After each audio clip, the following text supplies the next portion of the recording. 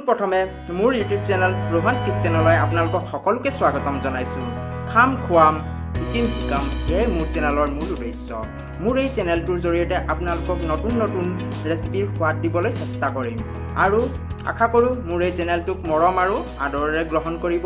শেষত সকলোৰে আশীৰ্বাদ আৰু মৰম বিচাৰি আজিৰ ৰেচিপি আৰম্ভ কৰিব লৈছোঁ। শেষত আপোনালোকে মোৰ চেনেলটোক লাইক ছাবস্ক্ৰাইব আৰু শ্বেয়াৰ কৰিবলৈ নাপাহৰিব। মই লৈ আহিছোঁ আপোনালোকৰ মাজলৈ অতি সহজতে ঘৰতে বনাব পৰা বেকাৰী বিস্কুট। আহক মাত্ৰ 4টা বস্তুৰ যোগেদি অতি সোৱাদ পৰা বিস্কুট ঘৰতে বনাই খাব পাৰে। ইয়াৰ কাৰণে আমাক লাগে 1 কাপ চালি লোৱা ময়দা, আধা কাপ ৰিফাইন অইল, আধা কাপ গুড়ি কৰি লোৱা চেনি আৰু কেইটামান কিচমিচৰ টুকুৰা। আহক কেনেকৈ বনাব পাৰোঁ আমি চাওঁ। এটা খালী পাত্ৰত ময়দা লৈ ল'ব, তাত গুড়ি কৰি লোৱা চেনিখিনি দি দিব, দুইটাই ভালকৈ মিহলি কৰি ল'ব। এতিয়া ময়দা আৰু চেনিৰ মিশ্ৰণখিনি আপোনালোকে ৰিফাইন তেল দি দিব। ৰিফাইন তেল দিয়াৰ পিছত ভালকৈ 10-15 মিনিট ভালকৈ মাৰি ল'ব আৰু ভালকৈ মঠি ল'ব।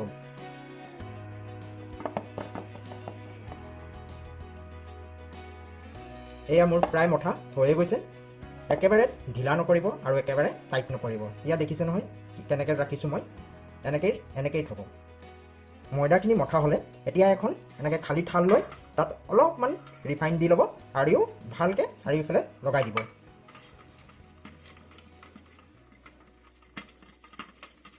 এতিয়া মঠি থোৱা ময়দাখিনি সৰু সৰু লাডু বনাই বিস্কুটৰ আকাৰ দি থালিখনৰ ওপৰত দি যাব।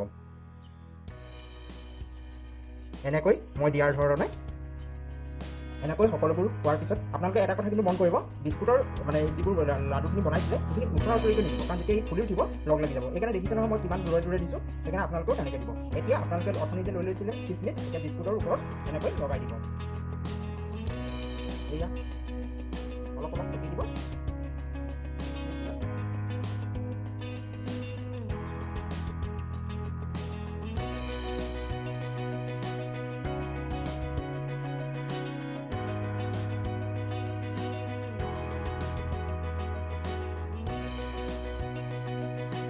এতিয়া এখন কেৰাহী লৈ গেছত বহুৱাই গেছৰ ফ্লেম অন কৰি দিব আৰু এনেকৈ ষ্টেণ্ড এডাল কেৰাহীটোৰ ওপৰত দি দিব।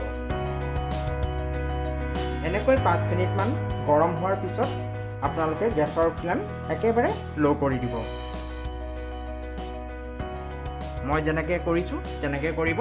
তাৰপিছত আপোনালোকে থালখনত যে বিস্কুটৰ দি লৈছিলে সেইখিনি কেৰাহীখনৰ ওপৰত এনেকৈ বহাই দিব আৰু ওপৰত ধুনীয়াকৈ এখন এয়া মই কেৰাহীখন ঢাকনিৰে ঢাকি দিলোঁ আৰু একেবাৰে গেছৰ ফ্লেম একেবাৰে কম কৰি 15-20 মিনিটৰ পিছত এনেকৈ এবাৰ চাব, ঢাকনিখন গুচাই দেখিব যে যদি সোমাই গৈছে তাৰ মানে আপোনাৰ হোৱাগৈ নাই।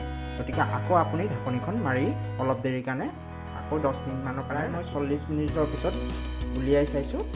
এয়া প্ৰায় মোৰ বিস্কুট প্ৰায় ৰেডি হৈ গৈছে অলমষ্ট। এয়া মই বনোৱা বিস্কুট ৰেডি।